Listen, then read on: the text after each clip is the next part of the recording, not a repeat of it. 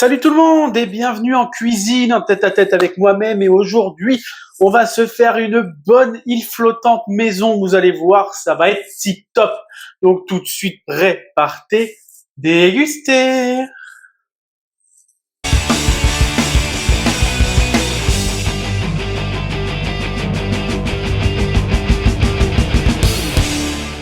Pour cette île flottante, donc pour la crème anglaise, on va faire 1 demi-litre de lait, 90 grammes de sucre, semoule, moi là pour une fois j'ai pris du sucre normal, pas du sucre vanillé, 4 œufs et une gousse de vanille. Dans un premier temps, on va faire chauffer notre lait avec la vanille grattée dedans et la petite astuce que je vous avais déjà expliqué dans je ne sais plus quelle vidéo, pour éviter d'avoir cette pellicule de lait brûlée au fond de la casserole, on met un petit peu de sucre, voilà, et on peut verser notre lait, et ça évitera que y ait cette cette petite pellicule de lait brûlé au fond de la casserole.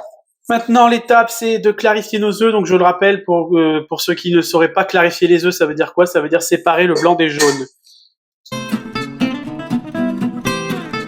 Et on va rajouter le sucre et on va venir blanchir tout ça. Voilà, c'est bien blanchi, on a une belle consistance. Et avant d'aller faire cuire notre crème anglaise, on va se préparer un cul de poule avec de l'eau et des glaçons pour faire descendre notre crème anglaise en température pour éviter qu'elle brûle. Allez, hop, notre lait bout. On va enlever nos 2 gousses.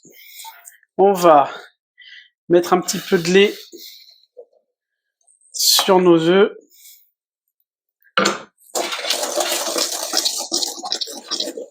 Et là, vous avez vu, on abandonne le fouet. On prend une spatule. Alors, on va reverser ça dans la casserole pour faire cuire notre crème anglaise.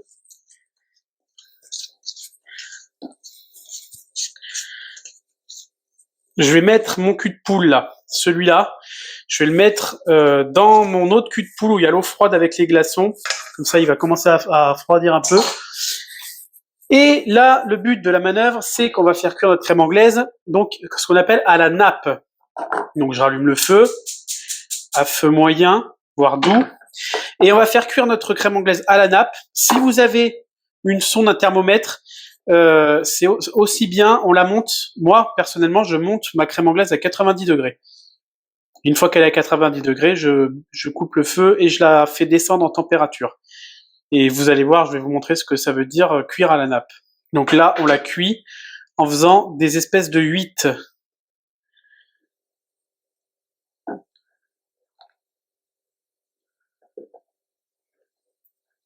Et on évite à tout prix l'ébullition, c'est pour ça qu'il faut être à feu vraiment moyen, voire doux.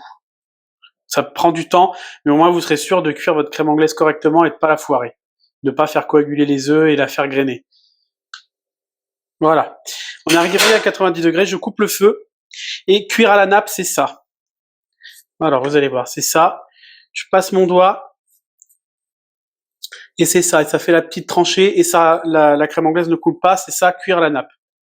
Donc là, je vais la débarrasser dans mon cul de poule qui est dans l'eau froide. Voilà, comme vous voyez, elle est dans l'eau froide. Et pareil, pour la faire descendre en température, on continue à faire nos petits 8.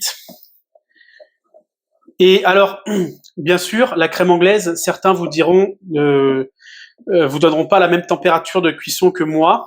Vous pouvez la faire cuire à 80 degrés aussi. Moi, 90, c'est vraiment la température, pour moi, personnellement, pour mes goûts, idéale, parce que du coup, après, une fois qu'elle refroidit, elle a une consistance que j'adore, elle est pas trop liquide, elle est un petit peu épaisse, mais pas trop, donc 90 degrés, pour moi, c'est vraiment la cuisson idéale de crème anglaise. Pour moi, pour mes goûts, hein, encore une fois. Mais vous pouvez la faire cuire à moins, en fait, la cuisson, c'est entre 80 et 90 degrés. Et je voulais aussi préciser, si jamais, par mégarde, vous avez fait brûler votre crème anglaise, enfin brûler, que vous avez fait coaguler vos œufs, et que du coup, votre crème anglaise, quand vous la regardez comme ça, elle est grainée, elle est pas lisse, paniquez pas, vous prenez une girafe, un mixeur plongeant, et vous la mixez, et ça fera disparaître que les œufs ont coagulé, et vous la rendrez lisse. Petite astuce, voilà, pour attraper une crème anglaise qui a brûlé. Maintenant qu'elle a bien refroidi, je vais la mettre dans un verre doseur que je vais filmer, mettre au frigo pour 2 bonnes heures. Ça suffira. Alors, notre crème anglaise, vous avez vu, est faite, elle est au frigo. Là, donc, pour avoir notre île flottante, on va monter nos blancs en neige. Alors moi, je vais pas juste monter des blancs en neige, vous pouvez le faire, il n'y a aucun problème, ça marche aussi. Je vais faire comme une espèce de meringue. Alors, ça sera pas vraiment une meringue parce que je vais mettre le sucre au pif, je pèse pas la quantité de sucre. Mais je préfère, ce sera meilleur comme ça. Donc, pour la meringue, comme je sais plus quelle recette j'avais faite où j'expliquais ça, je vais mettre 3 fois une certaine quantité de sucre au pif. Donc, une première fois, quand mes blancs commenceront à mousser, je mettrai un petit peu de sucre.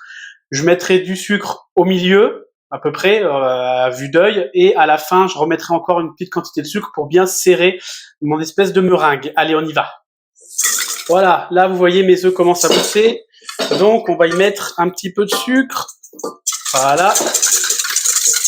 Là, mes œufs commencent à bien monter. J'arrive jamais à bien monter. Je vais remettre encore une petite quantité de sucre. Hop. Et on continue. Et là, vous voyez, hop, ça coupe pas. Mes œufs sont bien montés. Je vais remettre une dernière quantité de sucre et finir de monter bien serré tout ça. Donc encore une fois, c'est au pif et vous n'êtes pas obligé de le faire.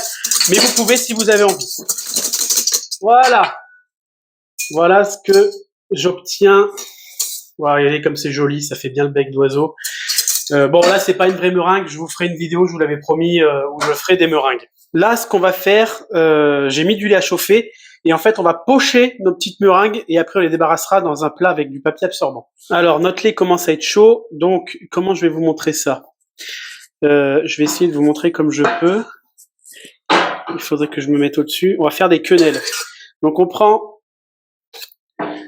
des blancs d'œufs qu'on va venir comme ça, le mouvement pour faire des quenelles. Voilà, comme ça. Hop. Et on va venir pocher ça dans notre lait.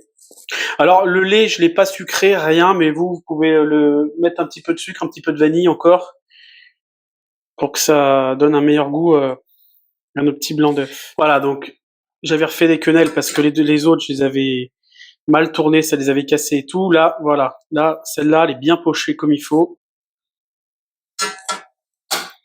L'autre, je vais en pinailler pour la retourner. Voilà, on va l'arroser. Comme ça la pochera un petit peu en essayant de pas trop la casser. Je vais prendre une cuillère plus grande. Voilà. Ah, là, je couperai rien. Là, vous avez tout en direct, là. Voilà. Celle-là, elle est jolie. Elle est jolie, celle-là. Celle-là, je vais essayer de la retourner sans faire de dégâts. Là, c'est freestyle, les gars. Là, vous avez les coulisses de la vidéo. Voilà. Celle-là, elle va bien pocher aussi. Voilà. Là, on va avoir des belles quenelles. Les premières, elles étaient nulles. Donc, voilà. En fait, le tort que j'ai eu, c'est que je les ai trop touchées.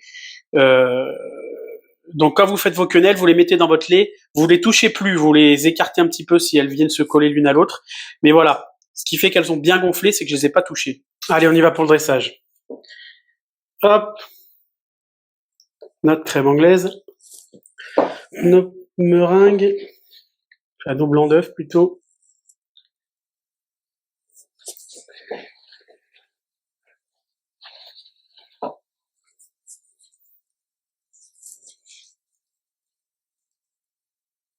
Hop. J'avais fait des tuiles aux amandes, vous verrez la recette prochainement. Donc des petites brisures de tuiles aux amandes.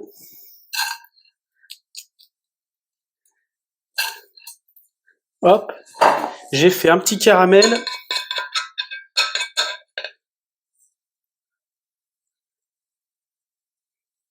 Donc on peut en mettre dedans. Vous pouvez râper des zestes d'orange aussi par-dessus. Sans problème. Allez, on va prendre quelques morceaux.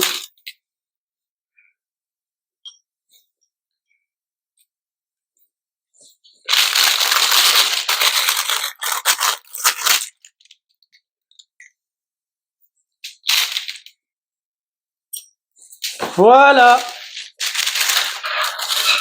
Pour mon île flottante.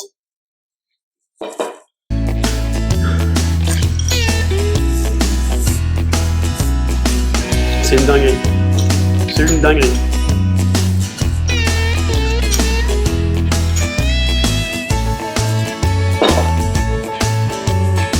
J'espère que la recette vous aura plu. N'hésitez pas à vous abonner et activer la cloche pour recevoir une notification dès qu'une nouvelle vidéo sort. Pensez à bien liker, commenter et partager cette vidéo, à nous suivre sur les réseaux sociaux, Facebook, Instagram et TikTok. Tous les liens sont en description de la vidéo. Suivez-nous aussi sur les mandarins d'Uriel, le Facebook, Instagram, le site internet et la chaîne YouTube pour retrouver nos pièces, des teasers et des vidéos des coulisses de certaines dates. D'ailleurs, prochaine date, 29 janvier, 15h à Évaux-les-Bains. Venez nous voir nombreux, nous applaudir. Et pensez aussi à aller faire un tour sur la boutique de Mélissea Création pour découvrir les bijoux qu'elle crée elle-même et aller passer commande. Voilà, donc on se retrouve pour une prochaine vidéo recette. Sur ce, prenez soin de vous les amis et tous en cuisine. Salut!